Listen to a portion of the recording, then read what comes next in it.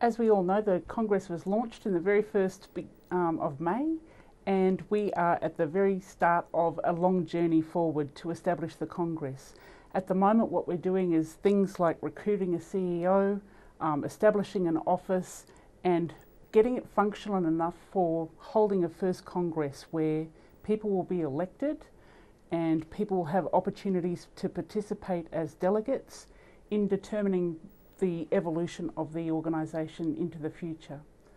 Now, thanks for that, Kerry. But Sam, I did want to turn to you for a second. Now, mob that we've spoken to and some leaders around the country have described the model that's put forward as a bit complicated and fairly complex, and in some terms highly bureaucratic. Would you agree with that assessment of what's been put forward?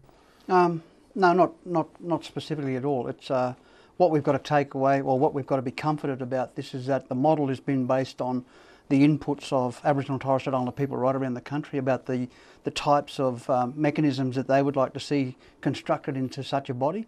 There are, some comments around the chambers, etc., those sorts of things.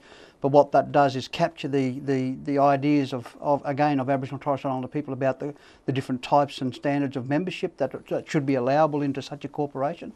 So it's just capturing the hearts and minds and the aspirations of Aboriginal and Torres Strait Islander people right around the country. Certainly there will be certain individuals who will look at it and say this is too complex, it's too bureaucratic, because they've got their own view about what a model should look like, and always people will have personal conflict with themselves about things that they don't personally agree with. So, but essentially what we've got is a model that's been designed and constructed by Aboriginal and Torres Strait Islander people. Mm.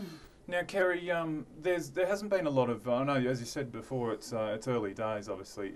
But can I ask what sort of are there some broad sort of campaigns or issues that you want to take up as a Congress on behalf of our mob? Absolutely. The consultations around the country have designed a model that will allow for people to develop partnerships with a range of agencies, including government, industry, private companies, community organisations, representative bodies and individuals across the country. And I think that together they'll be able to formulate and design strategies for future opportunity. There'll be some leadership and teaching young people how to become the decision makers for the future. And there'll be a real setting of standards, I think, that will lend itself for future endeavours. My own personal view is that we might be able to train people in becoming more political. One of the things that I really appreciate about this Congress is the 50-50 representation of women. It's part of the Constitution. It's been written into the Constitution that that's important. And in that way alone, we are setting a very high standard, and I think have really provided lessons for other companies and other organisations in this country around supporting the leadership of women. And I believe there's a focus on youth as well, is that correct?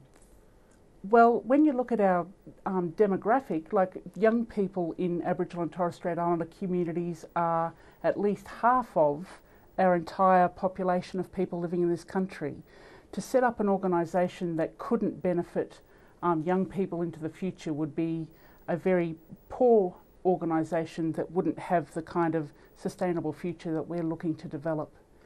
Now, Sam, both you and Kerry are from southern states here in Australia, obviously, New South Wales and ACT, Kerry. But Sam, I wanted to ask, there is a claim going around in the papers this morning that the Australian newspaper, in fact, that this is a southern-centric sort of model that isn't perhaps as representative as it could be. Do you agree with that? Or? Absolutely not. I mean, this is the implementation or development phase, and we were selected based on to do the establishment.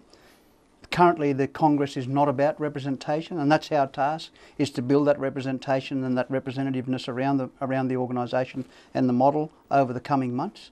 So it will be certainly. People themselves, Aboriginal and Torres Strait Islander people themselves, will determine the representativeness of the organisation. The current executive have got a job to do, and that is to make the organisational representative of its people, and we will do that over the coming months. And there is no strong kind of personal self-determination, them making a choice to belong to something. And anyone from across Australia can bring their views to the table. They can become members of this organisation. If they're Torres Strait Islander or Aboriginal people, they can bring their views to the table and expect them to be heard. That's part of the guarantee that a lot of people through the community consultations wanted, and that's what we're aiming to set about achieving for people. Just finally, Sam, don't have long to go, but I just wanted to quickly touch on the Ethics Council. It's obviously an issue that since the launch has been a bit of a prickly one for some people. I suppose the question is, why should an Aboriginal organisation subject itself to this kind of rigorous filtering, for lack of a better phrase? How could you answer that? Again, this has come through from Aboriginal and Torres Strait Islander people themselves. This is something that they wanted to be very central to the structure of the organisation, was to have a process where the organisation always portrayed credibility and legitimacy, and by doing that, there were certain mechanisms which were built into the structure of the organisation. Reports are that we've got to run the gauntlet of police checks. Police checks are normal, everyday operational things that exist in any organisation. So we're not being singled out in any way whatsoever. But having issues around what's considered to be fit and proper person, having a look at the openness and transparency around some of the decision-making processes or the policy agendas that might be developed by the National Executive or by the Congress, sometimes needs to be vetted about its ethical place in such an organisation. So, and there needs to be what was considered to be in structure in the organisation. The Ethics Council had to be independent away from the National Executive, because we wouldn't be able to be making the decisions about our own ethical performance, etc. That needed to be done independently, and that's why an Ethics Council is constructed separately in the whole structure of the organisation. They will have a very minimalist role, but at the same time they will be providing the advice that the National Executive and the Congress want on certain matters at certain times. Well, thanks for clearing that up, Sam.